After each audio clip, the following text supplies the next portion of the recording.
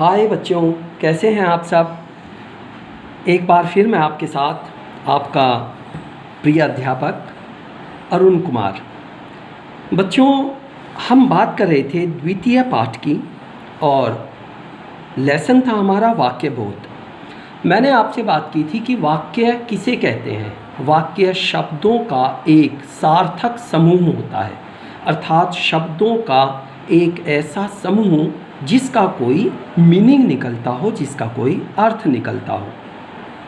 यह इसका प्रथम भाग है और इस पर मैं ऑलरेडी डिस्कस कर चुका हूँ आपके साथ कि सबसे पहले हमारे सामने एक अश्व है, दूसरे चित्र में हमारे सामने 2 अश्व हैं, तीसरे चित्र में हमारे सामने 3 अश्व हैं। अयम, इमौ, इमे। जैसा कि मैंने पहली वीडियो में फर्स्ट पार्ट में आपको बताया था इस लेसन की कि हमारे यहाँ संस्कृत में मुख्य रूप से शब्द रूप और धातु रूप पर विशेष ध्यान दिया जाता है। अगर आप शब्द रूप की बात करते हैं तो कोई भी शब्द रूप एकवचन, द्विवचन या बहुवचन में होता है। एकवचन वे सारे शब्द जो किसी एक वस्तु, व्यक्ति या स्थान को बताते हैं। द्विवचन वे सारे शब्द जो किसी 2 व्यक्ति, वस्तु या स्थान की ओर संकेत करते हैं, का बोध कराते हैं।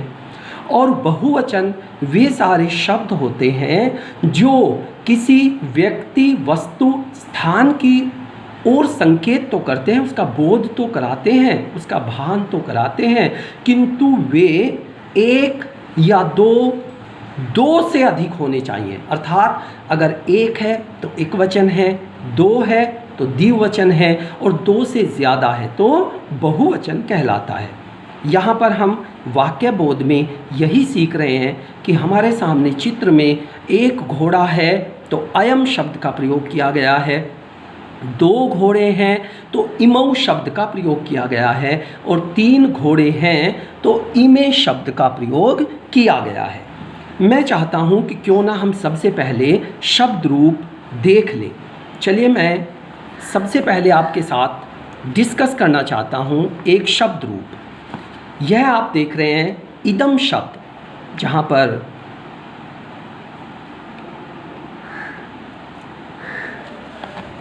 जब आप बात करते हैं इदम शब्द की तो इदम शब्द यह के लिए प्रयोग किया जाता है। पुल्लिंग है।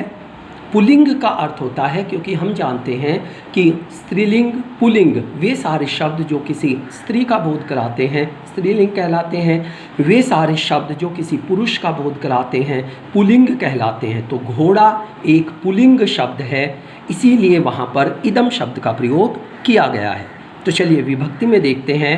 हमारे सामने जो मुख्य रूप से शब्द है वह शब्द है इदम।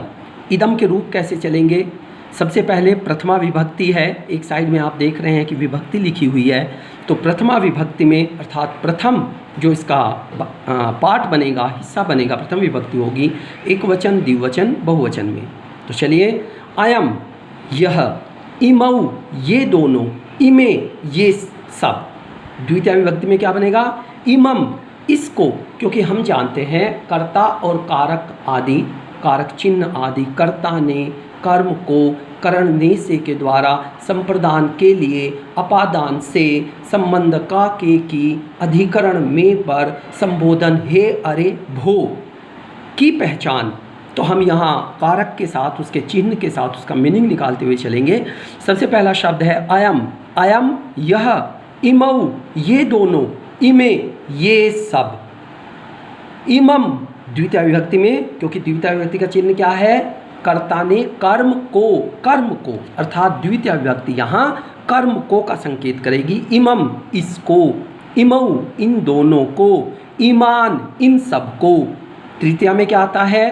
कर्ता ने कर्म को करण ने से के द्वारा, ने से के द्वारा, अनेन इसके द्वारा, आभ्याम इन दोनों के द्वारा, ए भी इन सब के द्वारा।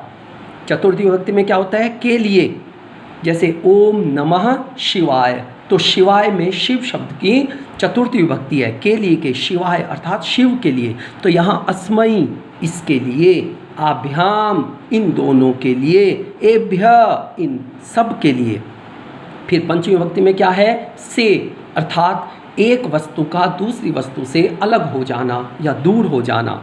स्मात् इससे, आभ्याम इन दोनों से, एभ्य इन सब से। षष्ठी विभक्ति का जो कारक चिन्ह होता है, जैसा मैंने आपको बताया, कर्ता ने, कर्म को, करण से के द्वारा, संप्रदान के लिए, अपादान से, संबंध का के की। षष्ठी विभक्ति संबंध को बताती है, अर्थात का के की का संबंध बताएगी। अस्य इसका, अनयो इन दोनों का, एशाम इन सब का। और सप्तमी विभक्ति में क्या होता है, में पर, इसका मीनिंग निकलता है अस्मिन इसमें, या इन पर, इस पर, एक पर, अनयो इन दोनों में या इन दोनों पर, एषु इन सब पर या इन सब में। तो हम शब्द रूप पढ़ रहे हैं इदम। इदम अर्थात यह पुल्लिंग शब्द है, तो इसी का ही प्रयोग हम इस लेसन में कर रहे हैं। जैसा कि हमने देखा यहाँ पर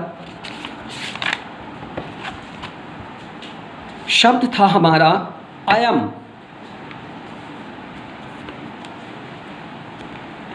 अयम यह, कः अस्ति कौन है, क्या है, अयम अश्वास्ति यह घोड़ा है, अश्वः किम करोति घोड़ा क्या करता है, अश्वः धावति घोड़ा दौड़ता है। तो एक वचन का शब्द है, एक वचन की क्रिया है।